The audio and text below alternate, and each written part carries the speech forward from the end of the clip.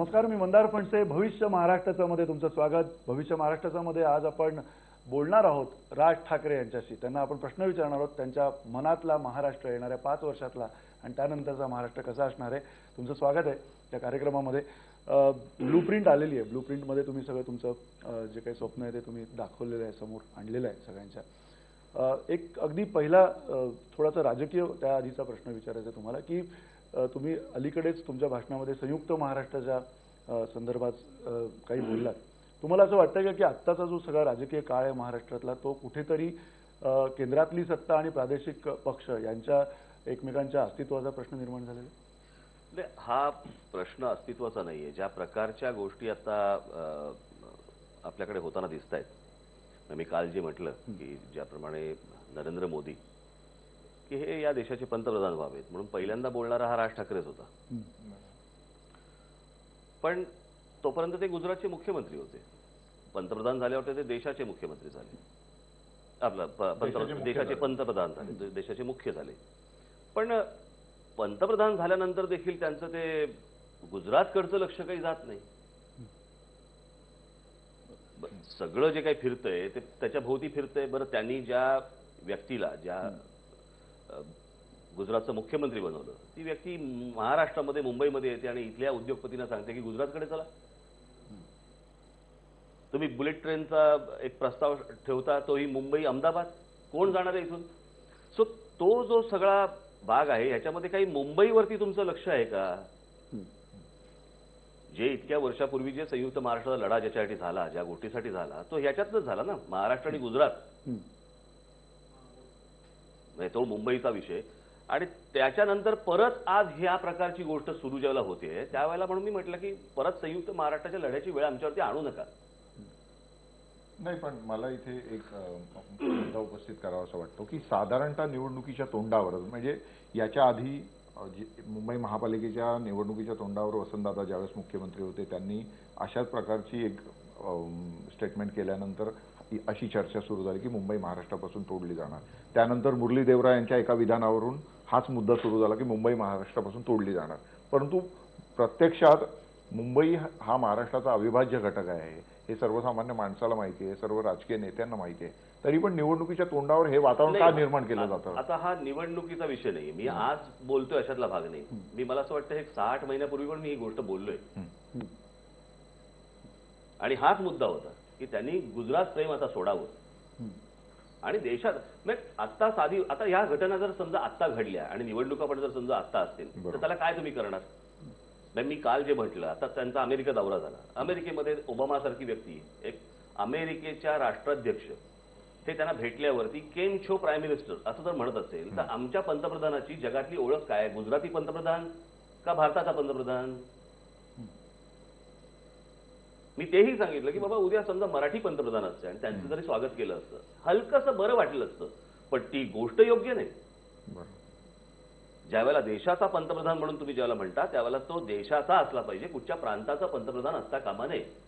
आजपर्यंत आपण इंदिरा गांधींना पाहिलं, नेहरूंना पाहिलं, फॉर दॅट मॅटर आपण अटल बिहारी वाजपेयींना पाहिला, जे एनडीएचे होते. बरोबर आहे. आपल्या मनात कधीच नाही आलं की हे कुठच्या प्रांताचे आहेत. मग नरेंद्र मोदी आता पंतप्रधान झाल्यावरती ते ज्या प्रकारच्या गोष्टी बोलतायत किंवा करतायत, म्हणजे काल मी म्हटलं ते इथली एक नेव्हलची जी जमीन ॲक्वायर केली होती, जमीन ॲक्वायर केली होती नेव्हलसाठी, बरोबर आहे. तुम्ही पंतप्रधान झाल्यावरती ती रद्द करता जमीन आणि ते पोरबंदरला हलवता ती गोष्ट. बरं, मी समजू शकतो चला की बाबा महाराष्ट्रातनं हलवली आणि त्यांनी तिकडे कुठेतरी केरळात नेली, पण तुम्ही ती गोष्ट हलवून जर समजा तुम्ही गुजरातकडे नेणार असाल तर तुमचं गुजरात प्रेम काय अजून जातच नाही.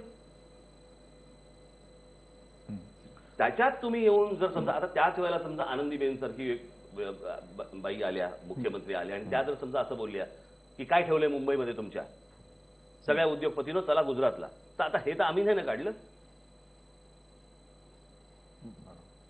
निवडणुकीच्या वेळेला हा काही मुद्दा काढणं हा विषय नाहीये, पण ते एकात एक गोष्टी जर त्या गुंतल्या जातात त्यातनं ह्या गोष्टी बाहेर येतात. नाही, पण आता मुंबईच्या एकूणच अस्तित्वाच्या संदर्भात जेव्हा जेव्हा चर्चा होते तेव्हा सातत्याने तुम्ही पण तुमच्या भाषणांमध्ये याच्या आधी बोललेला आहात की जे पश्चिम महाराष्ट्रातून किंवा अन्य महाराष्ट्राच्या भागातून जे नेतृत्व मुंबईत कायम महाराष्ट्रामध्ये मिळालं आलं या नेतृत्वाने आपापल्या जिल्ह्याचा किंवा आपापल्या गावांच्या विकासावर लक्ष केंद्रित केलं.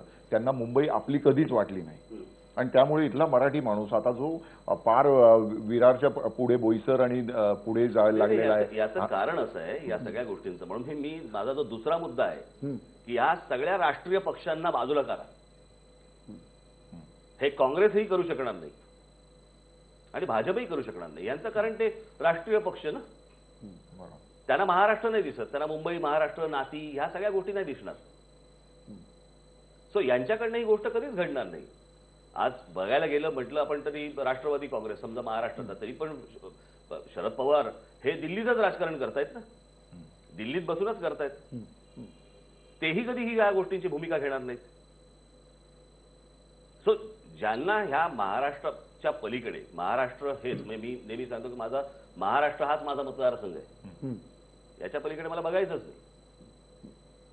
सो ती आम्हाला ज्या गोष्टी वाटतात जाणवतात ते ह्यांना वाटू नाही शकत, जाणवू नाही शकत. साधी गोष्ट आपण लक्षात घेऊया. मी काल त्या बाबतीत मी पृथ्वीराज चव्हाणांचा देखील समाचार घेतला ना की तुम्ही नका बोलू, तुम्हाला बोलण्याचा अधिकार नाहीये. कारण एअर इंडियाचं हेडक्वार्टर ज्यावेळेला तुम्ही काँग्रेसचं सरकार असताना तुम्ही दिल्लीला हलवलं, इतक्या वर्षांचं मुंबईमध्ये असलेलं, तेव्हा काय नाही बोलले पृथ्वीराज चव्हाण? यांना बोलण्याचा अधिकारच नाहीये काँग्रेसला. आणि आज ज्या काही गोष्टी कानावरती येत आहेत, आपण म्हटलं की बाबा असं म्हणतात की आता रिझर्व्ह बँकेचं हेडक्वार्टर देखील दिल्लीला वळवायचं चाललंय, त्यातला काही भाग म्हणे गुजरातला वळवायचं चाललंय. आता मी त्याचे डिटेल्स मागवतोय, मला ते मिळतील. पण हे काय चालू आहे? पण तुम्ही सगळे म्हणजे मुंबई महाराष्ट्रातल्या ज्या प्रमुख गोष्टी आहेत ह्या तुम्ही बाहेर हलवताय, कशासाठी हलवताय? शेवटी ती देशातच आहे ना. बरोबर आहे. पण या सगळ्यासाठी जी प्रादेशिक पक्षांची आताची जी काय मानसिकता असलेले राजकीय पक्ष आहेत, अगदी तुम्ही तर थेट प्रादेशिक पक्ष म्हणून आहात, शिवसेना आहे, राष्ट्रवादी काँग्रेस आहे, कदाचित त्यांचाही प्रादेशिक अस्तित्वाचा मुद्दा आहे, तुम्ही सगळे एकमेकांशी भांडताय. राष्ट्रवादी काँग्रेसचा प्रादेशिक विदेशिकचा काही संबंध नाही त्यांचा. ते आपले व्यक्तिगत एकेकाचे ती काय म्हणतो आपण त्याला सरंजामदार आहेत ते सगळे. त्यांना या गोष्टींचं काही देणं घेणं नसतं. मग सेना आणि मनसेना या सगळ्या याच्यामध्ये एकत्र येईल की काय? मग कारण आता प्रादेशिकता हा मुद्दा तुम्ही उपस्थित केलेला आहे. महाराष्ट्र धर्म तुम्ही सातत्याने मांडत आहात. आता हिंदुत्व वगैरे या सगळ्या गोष्टी बोलतात, त्याच्यामुळे त्यांना सगळ्याच गोष्टी सामावून घ्यायच्यात. मी असल्या कुठच्याही गोष्टी बोलत नाही. मी फक्त मराठी महाराष्ट्र याच एका गोष्टीवरती सुरुवातीपासून बोलतोय. एक स्वप्नाचं तुमच्या ब्लूप्रिंटमध्ये पण खूप सगळं म्हणजे सविस्तर लिहिलेलं आहे, पण त्यातही तुमचा प्राथमिकतेचा भाग हा मराठी भाषा, मराठी शाळा, अगदी अंगणवाडीपर्यंतचा जो आहे, त्याच्यासाठीची काय तुमच्याकडे योजना आहे? त्याच्यासाठी काय कसं आहे, आपण एक गोष्ट जगात जर समजा आपण पाहिली की तुमचं शिक्षण हे तुमच्या मातृभाषेतच झालं पाहिजे. बरोबर. आणि जर तुमचं शिक्षण तुमच्या मातृभाषेत झालं तर ते तुम्हाला पूर्ण समजतं. म्हणजे तुमचा तो काय म्हणतो आपण, तुमचा विचारांचा जो विस्तार आहे तो तुमच्या मातृभाषेमध्येच जर झाला तर ती जळणघळण सर्व तज्ञांचं तेच म्हणणं आहे. बरोबर आहे.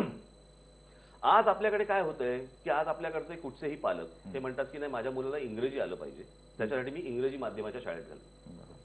पण जर समजा आपण मराठी शाळांना जर प्रोत्साहन दिलं आणि त्या मराठी शाळांमध्ये उत्तम मराठीची संस्कृती आणि त्याचबरोबर जागतिक दर्जाचं जर इंग्रजी शिकवलं गेलं तर मला असं वाटतं कोणतेही पालक हे मराठी शाळेमध्ये आपल्या मुलांना घालतील.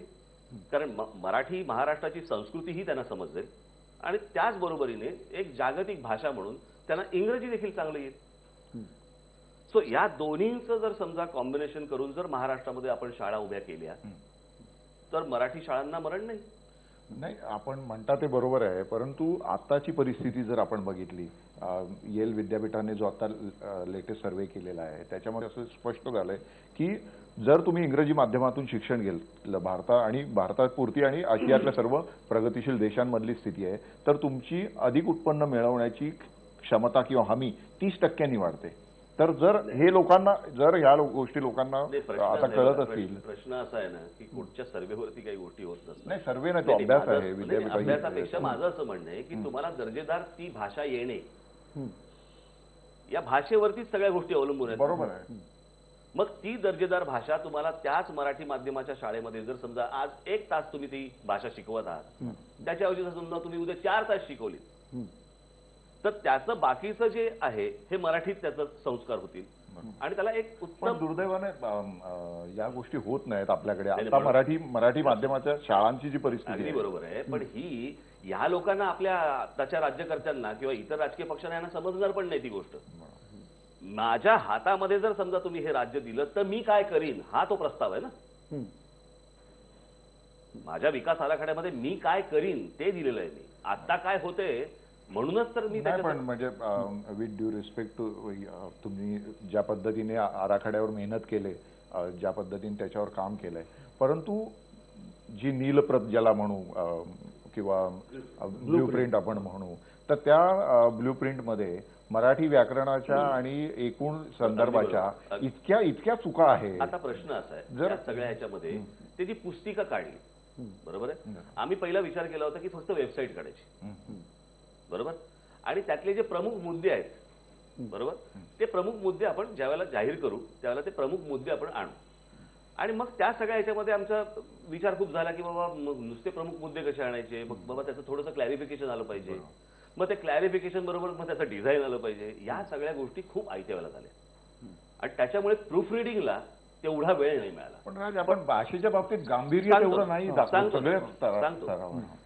आता तुम्ही जे बोलताय त्याच्यानंतर आमचं अख्खं सगळं आता प्रूफ रिडिंग झालं आणि आता नवीन पुस्तक आम्ही छापतोय जी आता लोकांकडे जाते. बाकीची जी पुस्तकं आहेत ती आम्ही आता सगळी थांबवली बरोबर. मला असं वाटतं की माझा आग्रह आणि पुस्तिकेतल्या काही व्याकरणांच्या चुका त्या मला असं वाटतं दोन वेगळ्या गोष्टी आहेत की हे काय आम्ही काही जाणून बुजून करतोय नाही, किंवा मुद्दाम नाही अशातला करत भाग. असं नाही म्हणणं, पण ती पण गोष्ट जेव्हा दिसतं ना मान्य मला, त्यावेळेस पण मला ती गोष्ट आता कळली की ती गोष्ट झालेली आहे. त्याच्यामध्ये सुधार होणं हेच महत्वाचं आहे ना. बरोबर. नाही, पण त्यात मी असं सांगत नाही ना की ह्याच्या पुढचं व्याकरण तेच असेल. नाही नाही, अशातला भाग नाही. नाही, पण त्यात तुम्ही म्हणताय की माझ्या हाती सत्ता द्या, म्हणजे नेमकं काय करायचं? म्हणजे तुम्ही सत्ता रिमोट द्यायची. कंट्रोल होणार, म्हणजे- तुम्ही रिमोट कंट्रोल होणार की तुम्ही निवडणूक लढवणार की तुम्ही बॅकफूटला राहणार, काय म्हणजे? कारण नाही, बघा, तुमच्या तुम्ही भूमिका सातत्यानं गेल्या काही मला काळातल्या त्यांनी वारंवार सांगितलं की महाराष्ट्र हा माझा मतदारसंघ आहे, तर त्याचं नाही, कसं नेतृत्व आहे कोण या करणार? सगळ्या ह्याच्यामध्ये उद्या ज्यावेळेला महाराष्ट्राची जनता हा संपूर्ण कौल माझ्या हातात देईल, पूर्ण बहुमत ज्यावेळेला माझ्या हातामध्ये देईल, निश्चित मी पुढे येऊन त्याचं नेतृत्व करेन. म्हणजे प्रत्यक्ष तुम्ही सत्तेवर येणार? सत्तेवरती मी बसेन तिथे आणि त्याच्यातनं मी ती सत्ता हाकीन. त्यासाठी निवडणूक लढवावीच लागेल. तर तेव्हाचा भाग, हं. तेव्हा ती गोष्ट करीनच ना. त्याची जी काय प्रोसेस असेल त्याप्रमाणे तुम्हाला जावंच लागतं. तिकडे काही तुम्हाला तुमची प्रोसेस नसते. पण ती गोष्ट तुम्ही तिथे करत असताना किंवा राज्याचं सगळ्या गोष्टी तुम्हाला करायच्या असतील तर तुम्हाला तिथे बसायला लागेल, तिथे थांबायला लागेल ती गोष्ट. एक मनसेमधलं आत्ताचं जे चित्र आहे ज्याच्यावरती अनेकदा आक्षेप पण लोकांनी घेतलेले आहेत की तुमच्याशिवाय तिकडे कोणी अजून मोठे नेते तयार झालेले नाहीत, इतके वर्ष झाले, आणि ज्याच्यामध्ये सेकंड तुमची जी काही फळी आहे, सेकंड रँक जो आहे त्याच्यामध्ये अधिक मोठे चेहरे अजून येताना दिसत नाहीत. काय वाटतं तुम्हाला? नरेंद्र मोदींच्याकडे कोण होतं? दंगलीमुळे फक्त अमित शहाचं नाव झालं.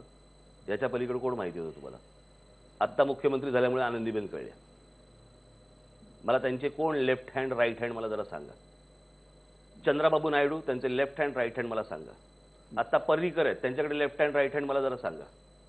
त्याच्यात तुमचे चव्हाण आहेत मध्य प्रदेशचे, कोण आहेत त्यांच्याकडे? कोण माणसं तुम्हाला माहिती आहेत?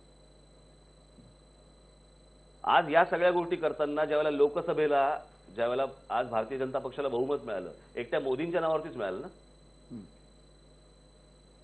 प्रश्न ज्या वेळेला तुम्ही कसं होतं की तुम्ही माझ्याकडे ज्या गोष्टी मागता आहात त्या इतरांकडे मागता का? की आम्ही तुम्हाला मतदान करायचं, तुमचे लेफ्ट राईट कोड आहेत सांगा जरा आम्हाला, कोणाला विचारलं जात नाहीये. आणि लोक एका व्यक्तीवर विश्वास ठेवतात. आज पण जर समजा तुम्ही बघितलं, जर समजा इतक्या वर्षांचा जर समजा तुम्ही देशाचा इतिहास पाहिलात बरोबर आहे. आज तिथे बिहारमध्ये ते कोण काय कुमार, नितीश कुमार, कोण दुसरं कोण माहिती आहे तुम्हाला? आज पश्चिम बंगालमध्ये तुम्ही ममता बॅनर्जी, कोण तिसरं कोण माहिती आहे तुम्हाला? जयललिता, कोण आहेत? लेफ्ट राईट सांगा ना मला कोण आहेत त्यांचे. म्हणजे राज ठाकरे महाराष्ट्राचे जयललिता किंवा नितीश कुमार किंवा नरेंद्र नाही, मोदी. कसं होतं शेवटी एक माणूस एक पक्ष उभा करतो, चालवत असतो आणि तो प्रॉमिस देत असतो, तो ठाम उभा असतो. आणि मला माहिती आहेत ना की माझ्याकडे कोण आहेत. आज अनेक लोक अशी असतात की ज्यांना त्या पदावरती जेव्हा ते येतात त्याच्यानंतर ते ज्यावेळेला परफॉर्म करतात त्यावेळेला लोकांना हळूहळू माहिती व्हायला लागतात. तोपर्यंत कोण कुठची माणसं असतात कोणाला काय माहिती असतं. म्हणजे पीडब्ल्यूडी मध्ये नितीन गडकरींनी ज्यावेळेला फ्लायओव्हर्स आणि ह्या सगळ्या गोष्टी बांधल्या किंवा केल्या की तो बाळासाहेबांचा हट्ट होता, पण त्या सगळ्या गोष्टी नितीन गडकरींनी केल्या. त्याच्यानंतर नितीन गडकरी कळले ना.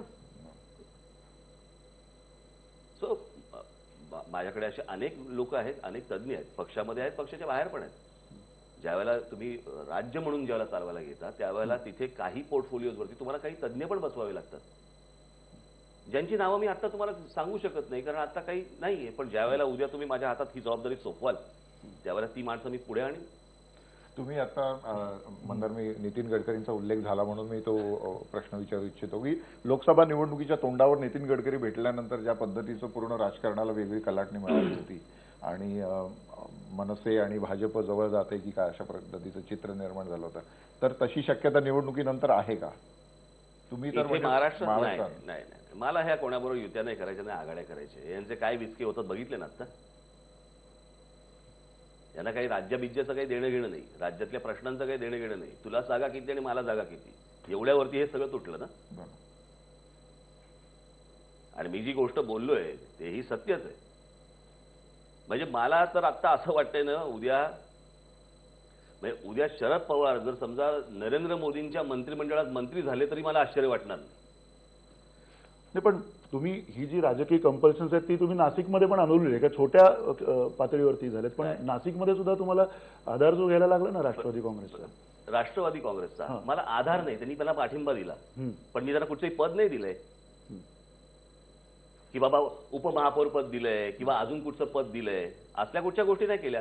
त्यांनी पाठिंबा द्यायचा ठरवलं तर पाठिंबा द्या. उद्या केजरीवाल सारखी परिस्थिती आली तर कसली? पाठिंबा काढून घेतला त्यांनी तर? कोणी पाठिंबा काढून घेतला? राष्ट्रवादी काँग्रेसने घेतला. पण त्यांचंच एकमेकांमध्ये नाही. आता सर्वाधिक जागा माझ्याकडेच आहेत बरोबर.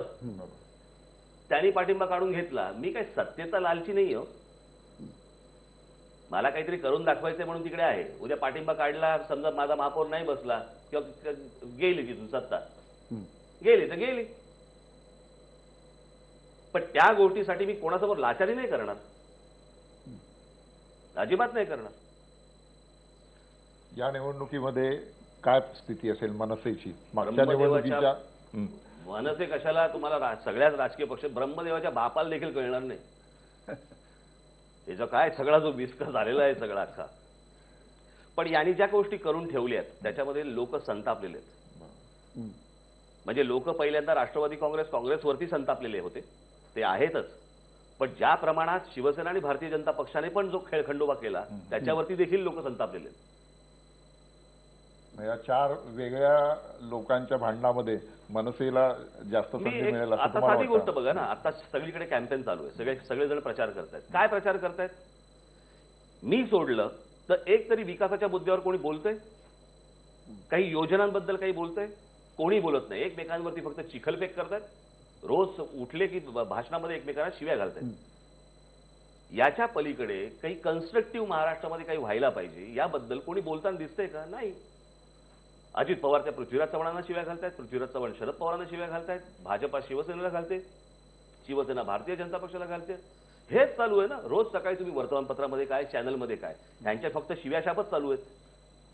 मग राजकारणाचं शुद्धीकरण एका वेगळ्या प्रक्रियेकडे मनसे चाललेलं आहे की एक वेगळा विकासाचा अजेंडा? बघा मी तुमचं भाषण पण ब्लू प्रिंटच्या वेळेला असं वाटत होतं की हे राजकीय कार्यकर्त्यांसमोर करण्याचं भाषण आहे का, असं एक प्रतिक्रिया. याचं कारण असं आहे की आपल्याला शेवटी आता याच्या पुढे तुम्हाला आउट ऑफ द बॉक्स विचार करावाच लागेल.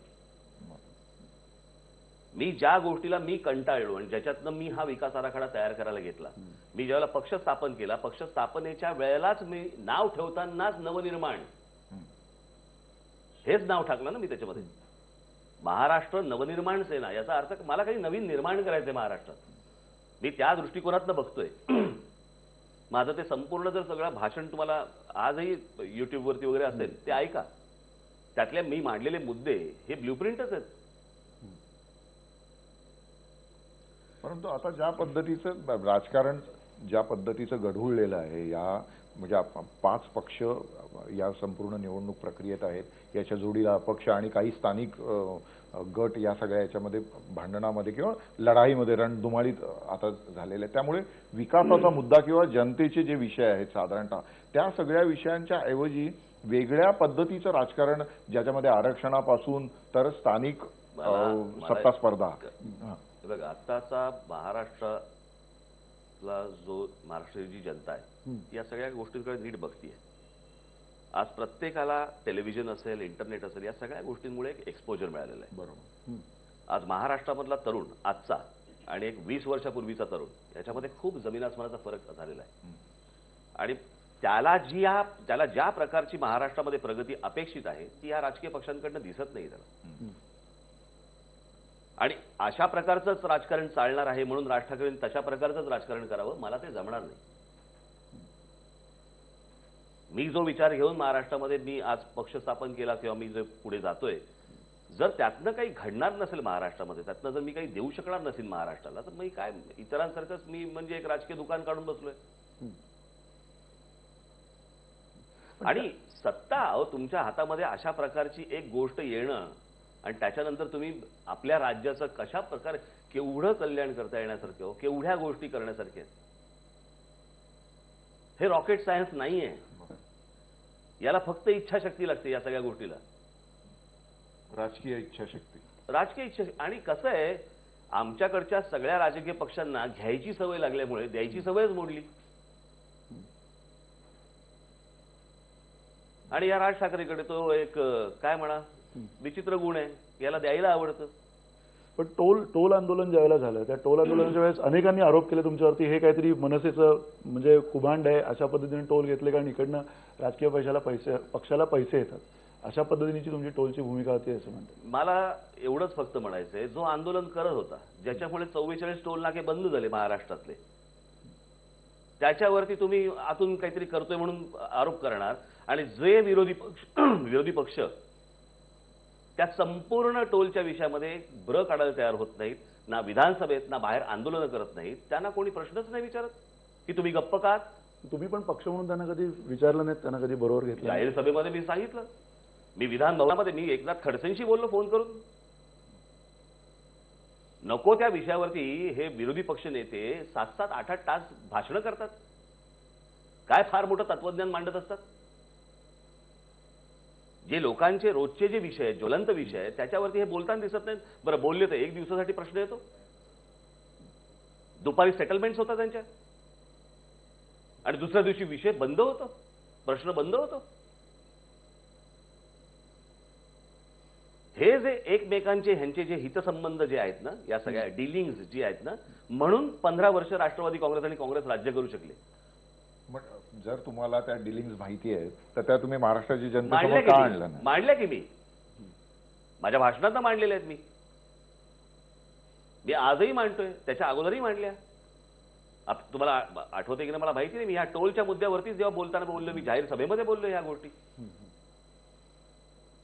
मी ज्यावेळेला एकनाथ खडसेंना ज्यावेळेला मी फोन केला आणि आमचे बाळा नांदगावकर वगैरे सगळे आमदार होते आणि ते बाळा वगैरे बोलले आम्हाला बोलूच देत नाही. ते कुठचाही विषय आला की आपला विरोधी पक्ष नेता उठला की बाकीच्यांना बोलता येत नाही. तो काय त्यांचा काय विधान भवनाचा तिथला ह्याचा नियम असेल. मग हे ज्यावेळेला विषय मांडायची वेळ येते, मला एकदा बाळाने मला सांगितलं की म्हणे तुम्ही जरा खडसेंशी बोलून घ्या. मी नितीन गडकरींशी बोललो फोनवरती. म्हटलं हो काय प्रकार चालू आहे म्हटलं. मी म्हटलं हे महाराष्ट्र इथे बाहेर आंदोलनं सुरू आहेत, त्याच्यावरती म्हटलं विधान भवनामध्ये म्हटलं जर समजा तिथे प्रश्न उपस्थित करायचे नसतील आणि ते जर समजा आपण सरकारला धारेवर धरणार नसू, उपयोग काय त्याचा. पण मग आणि गंमत बघा, आणि ज्यांना ह्यांनी धारेवर धरले भारतीय जनता पक्षाने, ते आज ह्यांचे उमेदवार आहेत. मग ते गावित घ्या किंवा तुमचे ते दुसरे कोण होते आहेत ते पाचपुते सगळे हे यांचे उमेदवार. आता याचा अर्थ काय होतो, म्हणजे विधान भवनामध्ये तुम्ही ज्यांच्यावरती भ्रष्टाचाराचे आरोप केले ते आज तुमच्या पक्षाचे उमेदवार आहेत. ह्यालाच सोपा मराठी शब्द म्हणजे मिलीभगत असं म्हणतात. आता हा हिंदी पण शब्द असेल माहित नाही मला. हे सगळं आतून जे एकमेकांना जे पूरक सगळ्या गोष्टी चालू असतात ना ते ह्यातनंच. म्हणजे मला जे एका ज्येष्ठ पत्रकारांनी आणि त्या भारतीय भाजपच्याच एका व्यक्तीने मला जे सांगितलं की शरद पवारांनी एका भाजपच्या नेत्याला फोन करून सांगितलं की तुम्ही युती तोडा. हे म्हणजे हे 6 महिने चालू आहे. मला एक गोष्ट सांगावं, त्या काय अचानक तुटल्या युत्या आघाड्या. सगळ्यांचे एबी फॉर्म वाटून झाले होते, तयार होते, बरोबर आहे. तुटल्या सगळ्यांना कसे मिळाले हो? तुटल्या वेळ जायला पाहिजे ना की बाबा आम्हाला कोणाला माहितीच नव्हतं युती तुटणार आहे, आम्हाला कोणाला माहितीच नव्हतं आघाडी तुटणार आहे. म्हणजे यांनी सगळ्यांनी तयारी करून ठेवली होती, फक्त ती वेळ फक्त साधायची होती. त्या वेळेला फक्त ह्या लोकांनी तोडून टाकली. एक पुन्हा एकदा जो गेले तुम्ही अनेक वर्ष महाराष्ट्रातला प्रवास करतायत, महाराष्ट्र तुम्ही म्हणताय वाळवंट झालंय, भकास झालंय, काहीच झालं नाही महाराष्ट्रामध्ये मधल्या काळामध्ये, की अधिक काही करायची गरज होती, तो वेग कमी मला पडला. असं वाटतंय की आज आपण ज्यावेळेला परदेशामध्ये बघतो, जगात पाहतो आपण, बरोबर आहे, तुमच्या रोजच्या गरजा ज्या आहेत ना त्या पूर्ण झाल्या आहेत. आता ते जग वेगळा विचार करतं, वेगळं स्वप्न पाहतं. आज आपण म्हणतो की वेगवेगळ्या देशांमधले लोक पुढे गेलेचा अर्थ काय? तुमच्या रोजच्या गरजा आहेत त्या पूर्ण झाल्या आहेत. म्हणजे तुमच्याकडे मेडिकल फॅसिलिटी झाल्या, तुमच्याकडे तुमच्या शिक्षणाचा विषय संपलेला आहे, तुमच्या रोजच्या मम्ममचा अन्नाचा विषय संपलेला आहे, पाण्याचा विषय संपलेला आहे, तुमच्या शेतीला लागणाऱ्या इरिगेशनच्या पाण्याचा विषय संपला आहे, तुमच्याकडे 24 तास वीज येते. ह्या ज्या बेसिक गरजा आहेत त्या ज्या वेळेला देशातल्या पूर्ण होतात तेव्हा तुम्ही पुढचा विचार करायला लागतं ना. मी आठवते मला 17 वर्षापूर्वी मी एकदा पहिल्यांदा स्वित्झर्लंडला गेलो आणि तिथे स्वित्झर्लंडला फिरत असताना माझ्या मनात पहिला विचार आला, इथला विरोधी पक्ष करतो काय भांडतो, म्हणजे काय बरं काय नाहीये इथे, किंवा मीडिया काय दाखवत असेल काय माहित नाही. पण त्यांचे विषय वेगळे आहेत, त्यांचे प्रॉब्लेम्स वेगळे आहेत, कारण ते त्या सगळ्या बेसिक गरजांच्या पलीकडे गेलेत, त्याच्यामुळे त्यांचे विषय वेगळे. आज होतं असं की आज साधी गोष्ट आपण घेऊया की महाराष्ट्राच्या ग्रामीण भागामधनं एखादी व्यक्ती ज्यावेळेला इथे मंत्री म्हणून येते आणि ते ज्यावेळेला मुंबई बघते किंवा पुणे बघते किंवा अशी ज्यावेळेला शहरं बघते, त्यांना प्रश्न पडतो या शहराचा काय प्रॉब्लेम आहे? काहीच नाही. आमच्याकडे रस्ते नाहीत, यांच्याकडे रस्ते आहेत. आमच्याकडे वीज नाही, यांच्याकडे वीज आहे. आमच्याकडे हॉस्पिटल्स नाहीत, यांच्याकडे हॉस्पिटल आहेत. पण ती त्या शहराला पुरत नाहीये, त्या शहराचा विस्कास झालेला आहे, बरोबर आहे. सो प्रत्येकाचा एक पर्स्पेक्टिव्ह असतो. जसा माझा स्वित्झर्लंडला गेल्यावरती झाला की इथला विरोधी पक्ष करतो काय, बरोबर आहे, तसा त्यांचा एक असतो की त्या सगळ्या गोष्टींमधनं हे ज्यावेळेला शहराला बघतात त्यांचं असं म्हणणं काय प्रॉब्लेम आहे. पण हे सतत सगळे परदेशात दरवर्षी प्रवासाला पण जात असतात सगळे महाराष्ट्राचे मंत्री आणि नातेवाईकांसाठी ज्या काही गोष्टी घेऊन यायच्या तेवढे घेऊन येतात. याच्या पलीकडे विचार नावाची गोष्ट नाही, दृष्टी नावाची गोष्ट नाही घेऊन येत. म्हणून मी जी आता जी एक डॉक्युमेंटरी केली आहे ना ऍस्थेटिक्स वरती, आता तो त्याच मुद्द्यावर मी येणार होतो खरं म्हणजे. कारण एकूणच ऍस्थेटिक सेन्स ज्याला म्हटलं जातं की आपण जेव्हा प्रगत देशांमध्ये जातो तर तिथल्या म्हणजे उतरल्यापासून विमानतळावर उतरल्यापासून तर एखाद्या रस्त्यावर फिरेपर्यंत प्रत्येक ठिकाणी त्या गोष्टी नजरेत भरत असतात किंवा आपल्याला जाणवत असतात लोकांच्या वर्तनामधून, त्यांच्या देहबोलीमधून. तर हे सगळं आपण हरवलेलं आहे. सगळं कोणाला काही पडलेलीच नाही हो, यांना माहितीच नाहीये काही. या सगळ्या लोकांना माहितीच नाहीये. आणि कसं आहे, घर नीट ठेवतील स्वतःचं, स्वतःचे पॅलेसेस बांधतील, स्वतःचे बंगले उभे करतील, सगळ्या गोष्टी उभ्या करतील. त्याच्यासाठी बरोबर ते इंटिरियर डेकोरेटर आणि ते सगळे लोक आणतील, चांगले आर्किटेक्ट आणतील, सगळ्या गोष्टी करतील. घराच्या बाहेर नाही बघायला यांना इच्छा की माझं शहर चांगलं असलं पाहिजे. आणि तुम्हाला एक गोष्ट सांगतो, राजकारण, बरोबर आहे, आपण ज्याला राजकारण म्हणतो आता तो एक घाणेरडा शब्द झालाय, बरोबर आहे.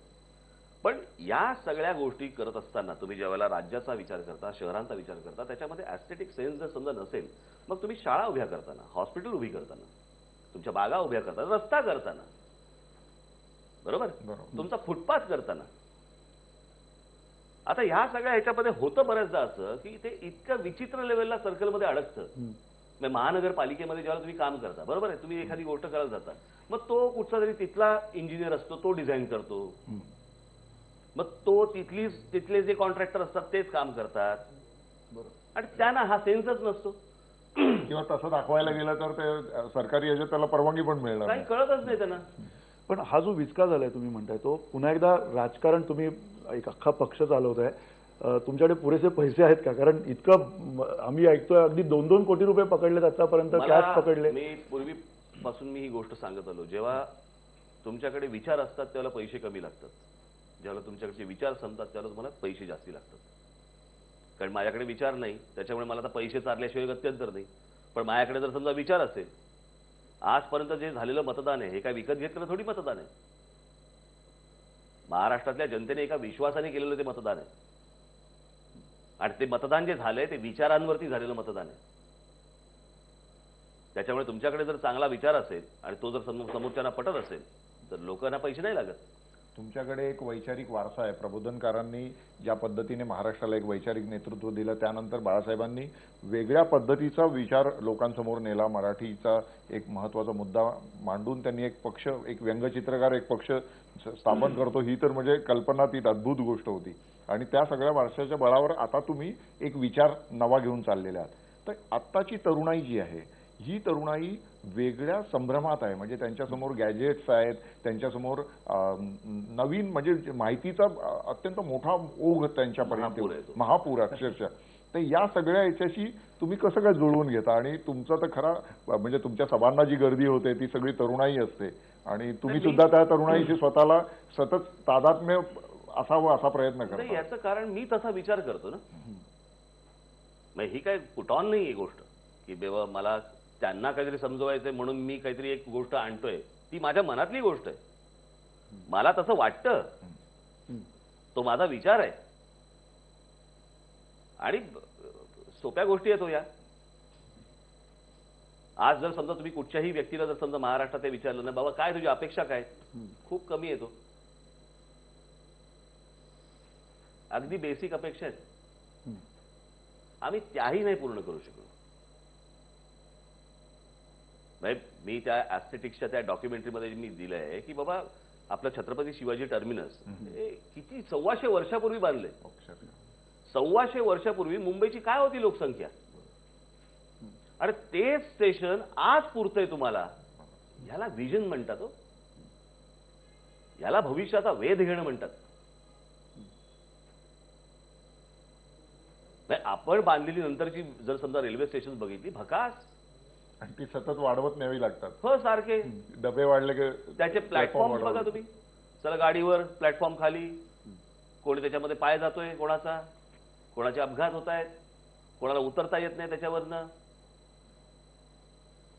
याचं कारण ॲस्थेटिक सेन्स, सौंदर्य दृष्टी नावाची गोष्टच नाही राहिली आमच्याकडे. रचनात्मक काही विचार व्हावा शहरांमध्ये, आपल्या राज्यामध्ये, असा काही विचार नाही. आपण एक साधी गोष्ट लक्षात घेऊया. म्हणजे त्याच विकास आराखड्यामधली एक गोष्ट आपण घेऊया की एक काही वर्षांपूर्वीची आपल्याकडची एक योजना आहे, अप्रतिम योजना आहे, रोजगार हमी योजना. बरोबर, विस पागेंनी जी त्यावेळेला आणली. काय हालत आहे आज मला जरा सांगा.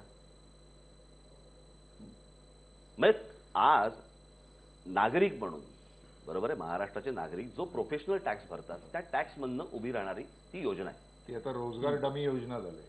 कारण रोजगार मिळत नाही. रोजगारापेक्षा काय होतं, तेच रस्ते, तेच खड्डे, त्याच गोष्टी वर्षानुवर्ष तेच चालू आहे. आणि महाराष्ट्रातले सगळे रस्ते खराब आहेत.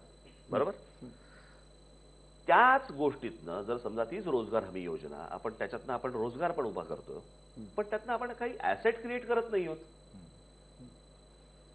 ती जर रोजगार हमी योजना, तीच माणसं जर उद्या आपण त्याच्यातनं आपण काही छोटे बंधारे बांधले, त्याची पाणी अडवण्यासाठी म्हणूनच्या काही योजना आपण त्याच्यामध्ये राबवल्या, तीच माणसं, तेच पैसे, बरोबर आहे.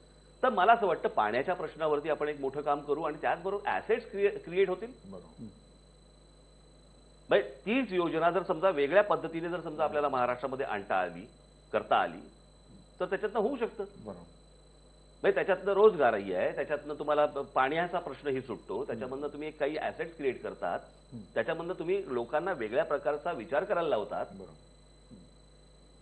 सो या योजनांकडे तुम्ही कसं पाहिलं पाहिजे. जर समजा ह्याच राजकीय पक्षांना गेल्या जर 55-60 वर्षामध्ये जर अशा गोष्टींकडे बघता येत नसेल, उपयोग काय हो. हे विजनलेस सगळे, त्यांना काही भवितव्याचा विचार नाही, महाराष्ट्राच्या येणाऱ्या पिढ्यांचा विचार नाही. नुसत्या पिढ्यांच्या पिढ्या आपल्या जन्माला येत आहेत आणि जात आहेत, आणि त्याच लोकांच्या तुम्ही हातामध्ये फक्त सत्ता देत बसायची आणि 30-30 माणसं खेळखंडोबा करत राहणार.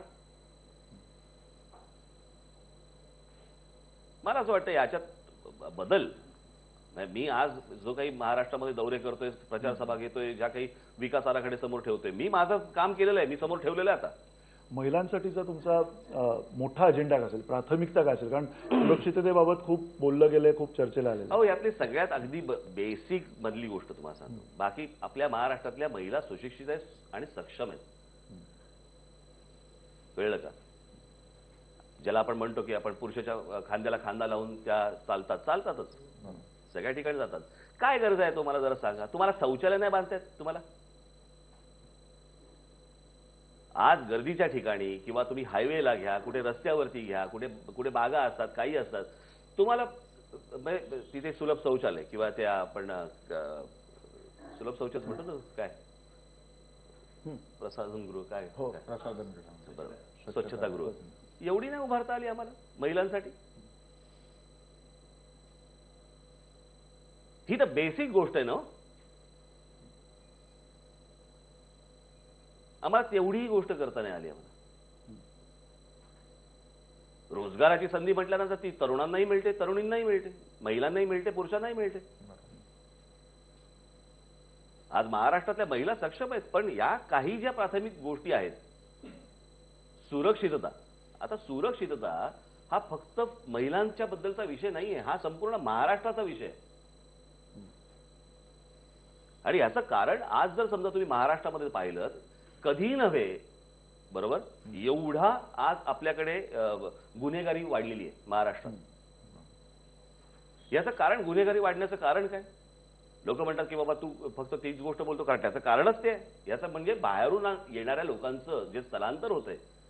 मी माझ्या त्या पुस्तिकेमध्ये ती गोष्ट टाकलेली आहे की स्थलांतरितांचं प्रमाण हे देशात सर्वात जास्ती महाराष्ट्रात आहे. आणि आज कोण लोक इथे महाराष्ट्रामध्ये येत आहेत, कशी राहत आहेत, काय करतायत, आज कोणाला थांगपत्ता नाही. आता अशा परिस्थितीमध्ये संरक्षणाचा विषय येतोच ना सगळ्या बाजूनी. पोलीस, आज महाराष्ट्र पोलीस म्हणून जर आपण पकडले तर देशामधल्या कुठच्याही राज्यापेक्षा महाराष्ट्राचे पोलीस सक्षम आहेत. पण त्यांना अडकून ठेवायचं, त्यांच्यामध्ये राजकारण करायचं, त्या सिस्टीममध्ये संपूर्ण घोळ घालून ठेवायचा, बरोबर. या सगळ्या याच्यामध्ये आपण जेव्हा महिला सुरक्षिततेचा विषय म्हणून ज्याला बोलतो आपण, बरोबर, तर शारीरिक सुरक्षा रस्त्यावरती फिरताना किंवा या गोष्टी, त्याच्यापेक्षा पहिली गोष्ट गरजेची आहे म्हणजे मानसिक सुरक्षितता. आणि त्याच्यासाठी म्हणून आम्ही ती योजना आणली की मानसिक सुरक्षितता त्या महिलेला कशी मिळेल, की बाबा माझा एका घरामध्ये जन्म झाला, तिथे मी वाढली, लहानाची मोठी झाली, मला आई वडिलांनी वाढवलं, मी मोठी झाल्यानंतर माझं लग्न झालं आणि लग्न झाल्यावरती मी एका दुसऱ्या घरामध्ये आली,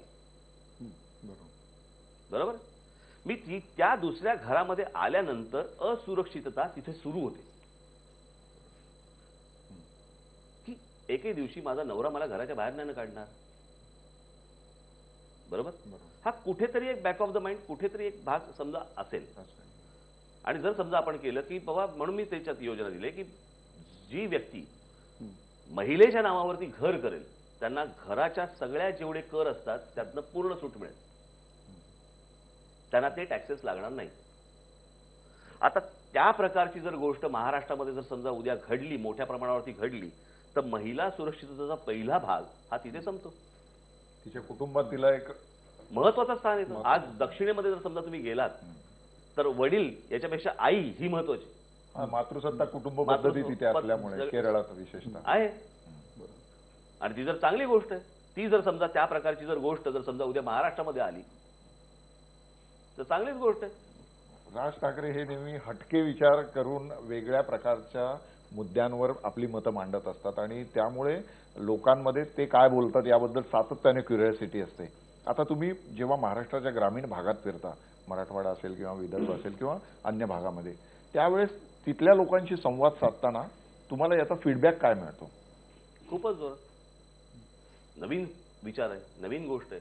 आता मी जसं म्हटलं की बाबा आज मुंबई, ठाणा, पुणा, नाशिक वगैरे ह्या सगळ्या जी शहरं आहेत यांचा विकास थांबवला पाहिजे तुम्ही. आता विकास याचा अर्थ म्हणजे ज्या प्रकारचे डेव्हलप, विस्तार, विकास नाही, विस्तार, माफ करा, पण तो विस्तार तर थांबवला पाहिजे. कारण ती शहरं त्यांना नाही आता झेपणार याच्या पुढे, आणि म्हणून त्या शहरांचं विकेंद्रीकरण होणं गरजेचं आहे.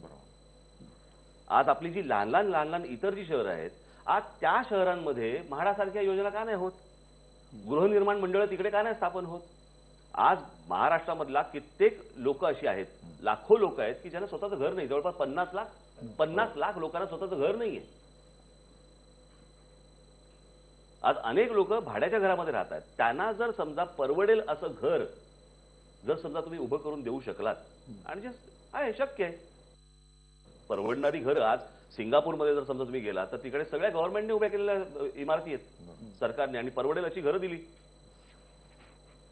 लंडनमध्ये, इंग्लंडमध्ये आहे ती अशा योजना झालेल्या आहेत, अनेक देशांमध्ये झाल्या. लंडनमध्ये तर त्यांनी लोकसंख्या कमी करण्याचं ठरवलं आणि आता तिथली लोकसंख्या गेल्या आता दशकामध्ये मला असं वाटतंय की ह्या ज्या गोष्टी आहेत त्याप्रमाणे तिथे त्या प्रकारचा रोजगार निर्माण होणं.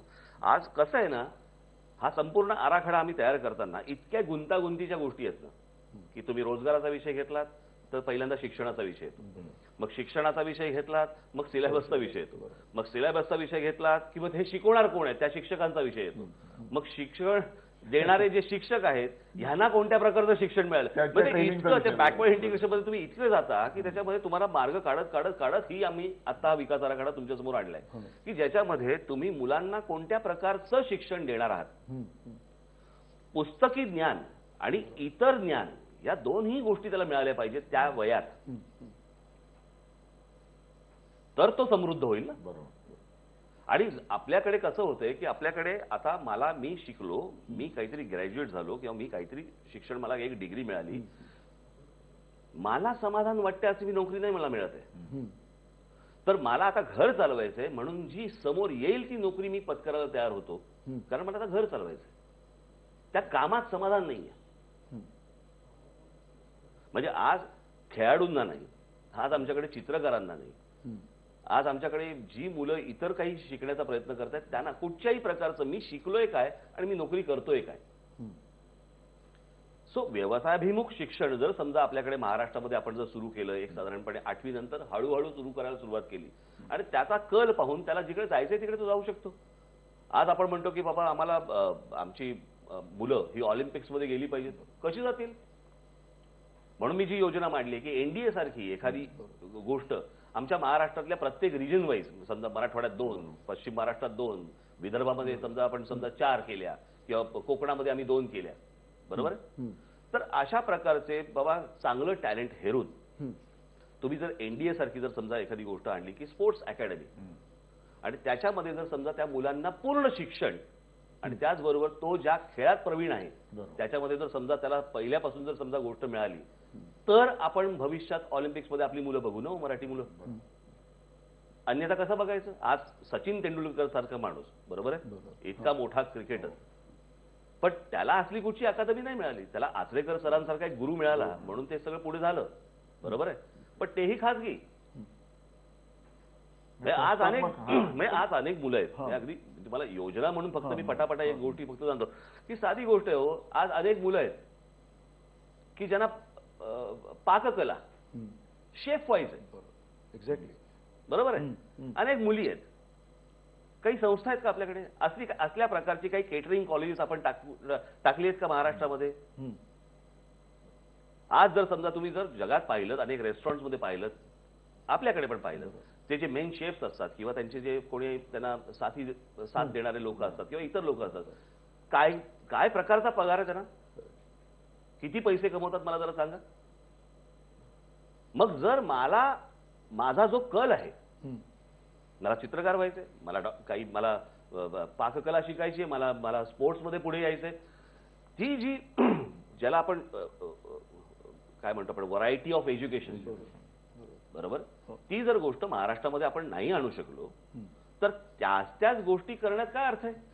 आणि जसं तुम्ही म्हटलं होतात मागे की टी शर्ट मधला आणि जीन्स मधला तरुण जो शेती करायला, पण तरुण पण शेतीकडे जात नाहीत कारण परिस्थिती नाही आहे. परिस्थिती आत्ताची महाराष्ट्रामधली परिस्थिती नाहीये. पण मला असं वाटतं की त्या प्रकारचं माझा उद्देश काय होता त्या गोष्टींच्या मागे, की त्या शेती या प्रक्रियेला ग्लॅमर आलं पाहिजे. आता त्याला ग्लॅमर कसं येईल? म्हणजे पैसा आला पाहिजे. पैसा कुठून येईल? तर त्या प्रकारची तुम्ही जे शेती करता आहात त्याच्यावरती प्रक्रिया करणारे कारखाने आले पाहिजेत. आज महाराष्ट्रामध्ये फळ उद्योग इतका मोठा आहे, म्हणजे मी आता मध्यंतरी आता मी ज्याला विदर्भामध्ये गेलो होतो, बरोबर आहे, विदर्भाची ओळख काय, संत्रा सिटी, म्हणजे संत्रा बरोबर, संत्रबंद येतं तिकडे पीक, बरोबर आहे, कापूस आहे. आज जगाची लोकसंख्या आहे जवळपास 700 कोटी.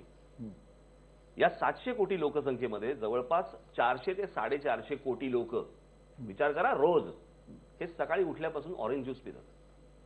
वेगवेगळ्या प्रकारची प्रॉडक्ट्स ऑरेंज ज्यूस मध्ये असतात, जी सकाळी ब्रेकफास्ट पासून सुरू होतात. म्हणजे दिवसाला 450 कोटी लोक या जगात ऑरेंज ज्यूस पितात, बरोबर आहे.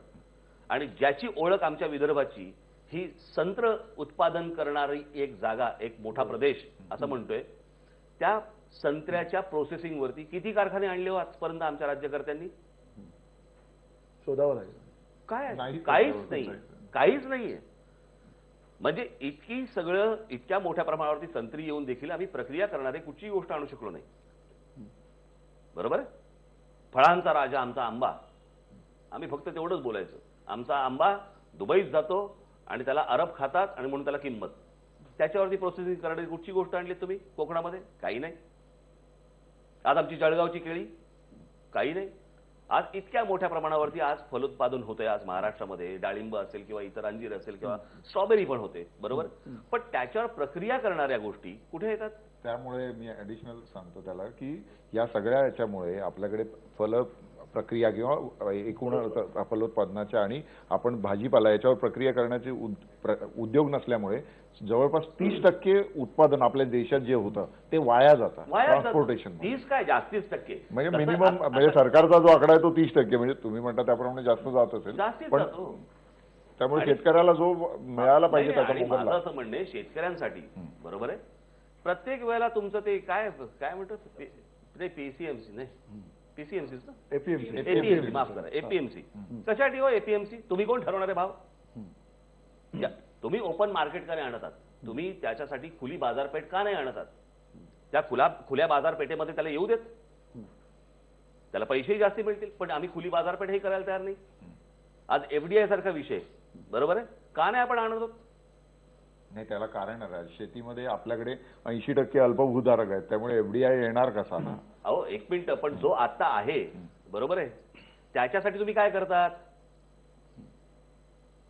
आणि कसं आहे माहिती आहे एफडीआयचं, मी त्याची बोललो, गुंतवणुकीचं नाही, एफडीआय का नको बोलतायत? आम्ही लुटू पण बाहेरच्यांना लुटू नाही देणार. आम्ही शेतकऱ्याला पिळू, आम्ही त्याला लुटू, मग आम्ही लुटत असताना कशाला बाहेरच्यांना बोलवायचंय? म्हणून हे एफडीआयला विरोध करणं. माझं असं म्हणणं आहे की तुम्ही खुल्या बाजारपेठेमध्ये येणं गरजेचं आहे, तुम्ही एका हेल्दी कॉम्पिटिशनमध्ये येणं गरजेचं आहे. तुमच्याकडे जे आहे ते तुम्ही जगासमोर ठेवणं आज गरजेचं आहे. मग ती तुमची आज भाज्या असतील, इतर कडधान्य असतील, तुमची फळं असतील, तुमचे गडकिल्ले असतील, तुमचं पर्यटन असेल, तुमचं जे जे आहे हे तुम्ही जगासमोर खुलं केलं पाहिजे. आणि त्या गोष्टी तुम्ही दाखवून आज जगामधनं जगाचा आणि आपला संपर्क वाढला पाहिजे. तुम्ही एखाद्या राज्याची ज्या वेळेला प्रगती होते, एखादी आपण ग्रोथ म्हणतो आपण ह्या सगळ्या गोष्टींची, ती कधी होणार? आज होतंय असं, आपण आपल्याकडचं टॅलेंट आज आपण परदेशात घालवतो. आपल्याकडचे तरुण, गुणवान तरुण आज परदेशी जात आहेत. का जात आहेत? तो नोकऱ्या तर इकडे पण आहेत काही प्रमाणात, बरोबर आहे, शिक्षण तर इथेही मिळू शकतं, पण ते तिकडे का जात आहेत? ते नुसतं शिक्षणासाठी नाही जात आहेत, ते सभोवतालच्या वातावरणासाठी जात आहेत. चांगल्या जगण्याची हमी. मला चांगलं जगावं असं वाटलं पाहिजे. मी ज्या शहरामध्ये राहतोय, माझ्या घरात मी बाहेर पडल्यावर मला वाटलं पाहिजे की काय सुंदर शहर आहे, काय सुंदर माझा महाराष्ट्र आहे, माझ्या महाराष्ट्राचा जगभर गवगवा आहे, माझा इतिहास जग पाहतोय. असल्या कोणत्याही गोष्टी नाही, सगळीकडे आपला निरुत्साह. एक छोटासा ब्रेक घेऊयात आणि या निरुत्साहामधनं कुठल्या तरी एका उत्साहाकडे आपण जाणार आहोत. ब्रेक नंतर राज ठाकरे यांच्यासाठी एक सरप्राईज आम्ही आणलेलं आहे, ते तुम्हाला दाखवणार आहोत. कुठेही जाऊ नका, पहा आयबीएन लोकमत.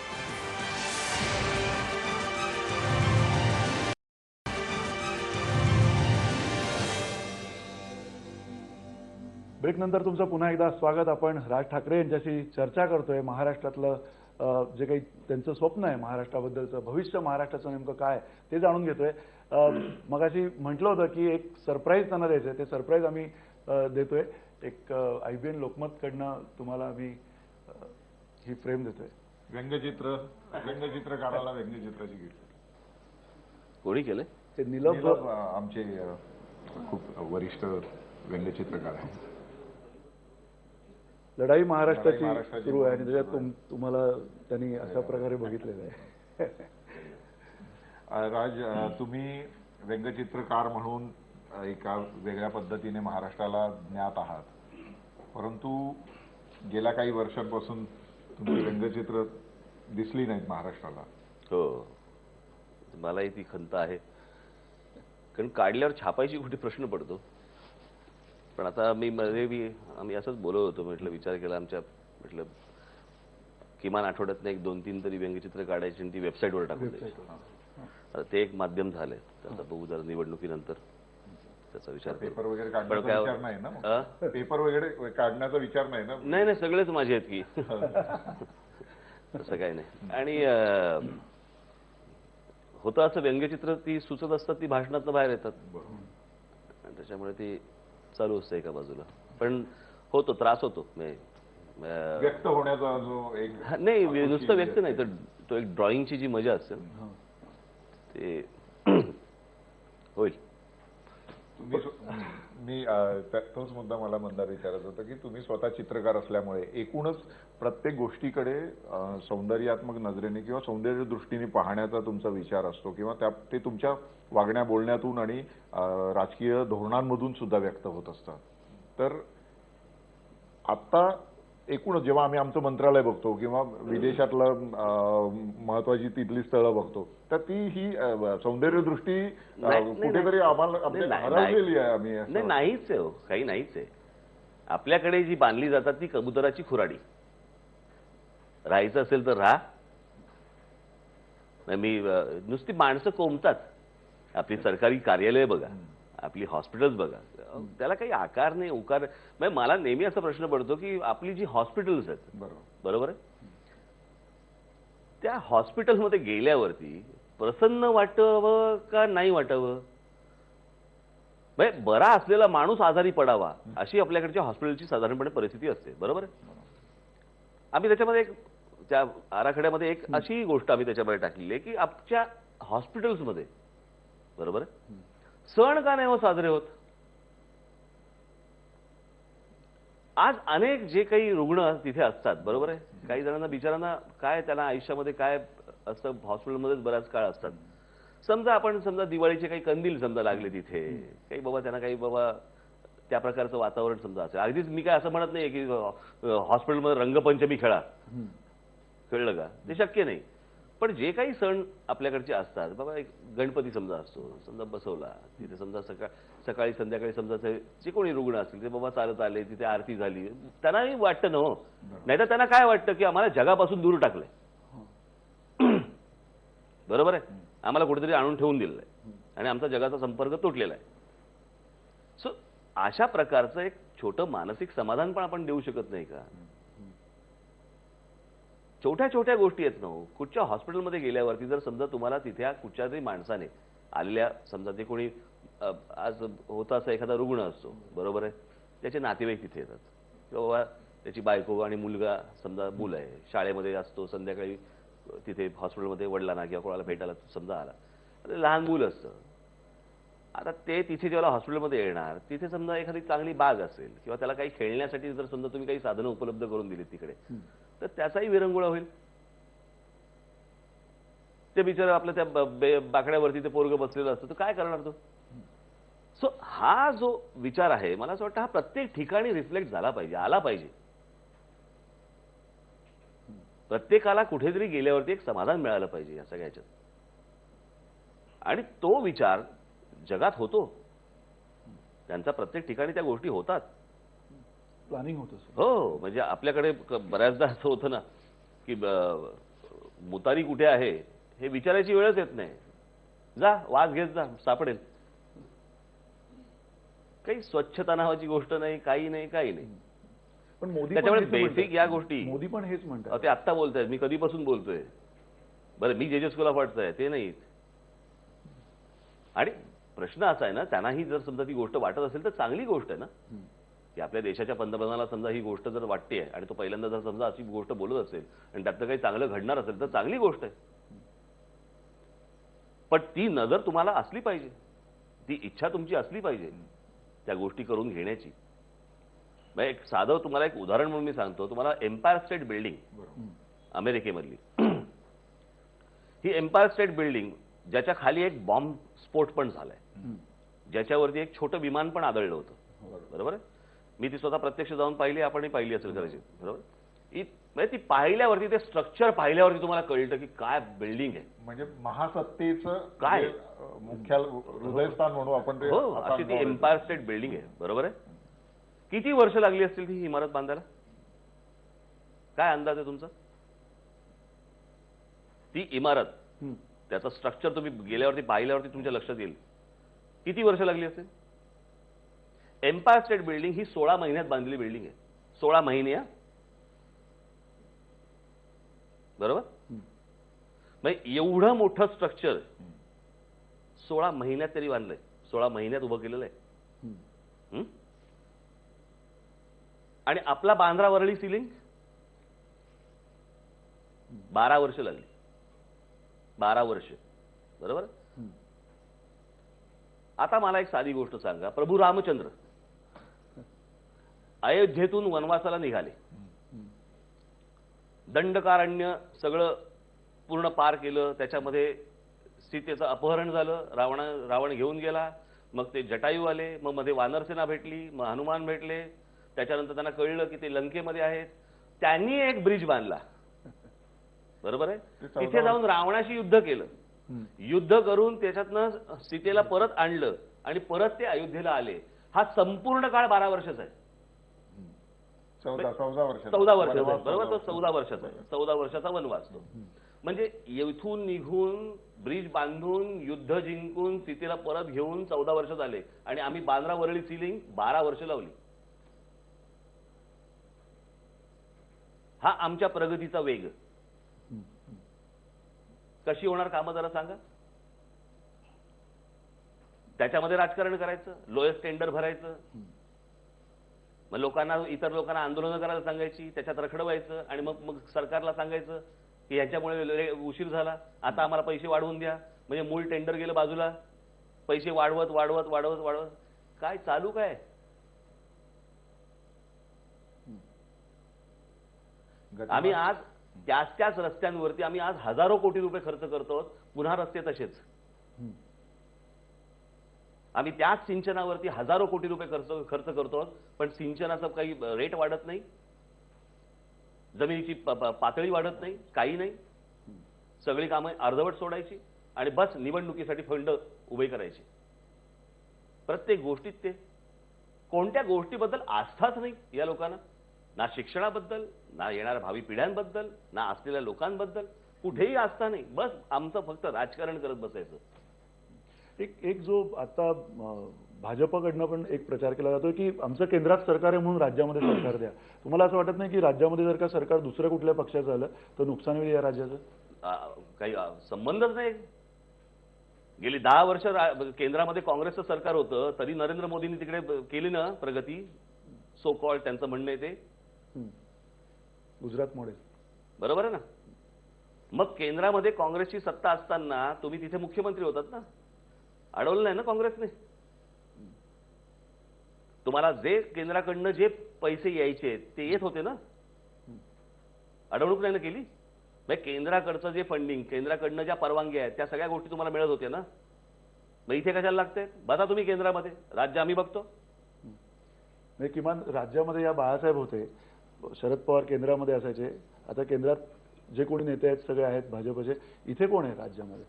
ते 30 तर लायकी काढली ना काल नरेंद्र मोदींनी स्वतः येऊन काढली. त्यांच्या पहिल्या भाषणात ते असं म्हणाले की आज जर गोपीनाथराव मुंडे असते तर मला महाराष्ट्रात प्रचाराला याची गरजच लागली नसती. याचा अर्थ आत्ताचे जे महाराष्ट्रातले नेते आहेत त्यांची लायकीच त्यांनी काढली की सालांना तुमच्यासाठी मला इकडे यायला लागतं आणि प्रचार करायला लागतोय, कारण तुमचे चेहरे बघून कोणी मतदान करणार नाही. होर्डिंगवरती फोटो पण टाकत नाही आहेत त्यांचे, म्हणजे होर्डिंगवरती फोटो नाही, त्यांच्यासाठी पंतप्रधानांना इकडे येऊन प्रचार करायला लागतोय, 20-20 सभा घ्यायला लागतायत. म्हणजे ह्यांचं स्थान महाराष्ट्रामधलं काहीच नाही. कशाच्या जीवावर बहुमत द्यायचो? म्हणजे उद्या पंतप्रधान म्हणून नरेंद्र मोदीच बसणार आणि महाराष्ट्राचे मुख्यमंत्री म्हणून पण नरेंद्र मोदीच बसणार. आणि राज्याचं हित काय आहे आम्हाला माहिती आहे ना. तुम्ही राष्ट्रीय पक्षात तुम्ही वर बसा, वरचा कारभार तुम्ही करा, राज्यातला कारभार आम्ही करतो. राज्यामध्ये आता ज्या पद्धतीचं एकूणच राजकीय वातावरण आपल्याला दिसतं की 5 महत्त्वाचे पक्ष तुमच्या पक्षासकट या सगळ्या राजकीय रणधुमाळीमध्ये सहभागी झालेले आहेत, परंतु लोकांमध्ये जे संभ्रमाचं वातावरण त्यामुळे निर्माण झालं की कालपर्यंत जी आघाडी होती ते आता स्वतंत्र आहेत, जी युती होती ते स्वतंत्र आहेत किंवा महायुती होती आपण म्हणू, आणि तुमचा पक्ष तर ऑलरेडी आधीपासून वेगळ्या याच्यात होता, परंतु तुम्ही सुद्धा लोकसभा निवडणुकीच्या पार्श्वभूमीवर जी नरेंद्र मोदींच्या बाजूनी विधानं केली होती त्यामुळे सुद्धा तुमच्या मतदारांमध्ये संभ्रम झाला होता की जर आमचे नेते नरेंद्र मोदींची स्तुती करतायत तर मतं कोणाला द्यायची, मनसेला द्यायची की भाजपला द्यायची. तर परंतु तो अजूनही या सगळ्या वातावरणामध्ये संभ्रम जो आहे, मला काय म्हणायचं की मतदारांमधला संभ्रम तो कसा दूर होणार सांगतो. आता मी मगाशी म्हटल्याप्रमाणे इथे बाकीचे फक्त आपापली चिखलफेक करतायत. महाराष्ट्र कोणत्या वाटेने जावा, महाराष्ट्राची प्रगतीची वाट कुठची, महाराष्ट्राचा विकास कसा होईल याच्यावर फक्त एकटा भाषण मी देतोय, त्याच्याबद्दल मी एकटाच बोलतोय. आणि बाकीच्यांची सत्ता तुम्ही पाहिलीच ना. गेली 60 वर्ष महाराष्ट्रावरती प्रयोगच केलेत ना तुम्ही. मग एक राज ठाकरेचा प्रयोग करून बघा ना. नवनिर्माणाचा प्रयोग एक तुम्ही करून बघा. आणि मी काल माझ्या भाषणामध्ये मी म्हटलं की माझा काही पुनर्जन्मावरती विश्वास नाही. पुनर्जन्म झालेला माणूस मी काही पाहिलेला नाहीये. जो जन्म आहे तो हाच जन्म आहे. आणि या जन्मामधले जर समजा तुम्हाला जेव्हा संधी मिळते तेव्हा तुम्ही तुमच्या आयुष्यातली 5-5 वर्ष या सगळ्या लोकांवरती जर तुम्ही घालवणार असाल आणि जर समजा तुम्हाला प्रयोगच करायचा आहे तर मग राज ठाकरे एका विश्वासाने जर समजा तुमच्यासमोर येतोय, बोलतोय आणि आराखडा मांडतोय की असं नाही म्हणत आहे की बाबा सत्ता दिल्यानंतर मी डोकं खाजवीन आणि मग विचार करीन, मी सांगतोय की माझ्याकडे तयार आहे. बरोबर. अशा वेळेला माझं असं मत आहे की महाराष्ट्रातल्या जनतेने एक वेगळा विचार करणं गरजेचं आहे. जसा मी एक आउट ऑफ द बॉक्स विचार करतोय तसा महाराष्ट्राच्या जनतेने एक आउट ऑफ द बॉक्स विचार करणं आत्ता गरजेचं आहे. आणि ती महाराष्ट्रातली माझी जनता ही करेल अशी मला आशा आहे, अपेक्षा आहे. नक्की या आशेवरतीच खरं तर आपण हे सगळे प्रश्न विचारलेले आहेत. महाराष्ट्राचं भविष्य काय असेल हे आपण खुद्द राज ठाकरे यांच्या शब्दातून ऐकलेलं आहे. तुर्तास आपण इथेच थांबूयात. धन्यवाद. नमस्कार.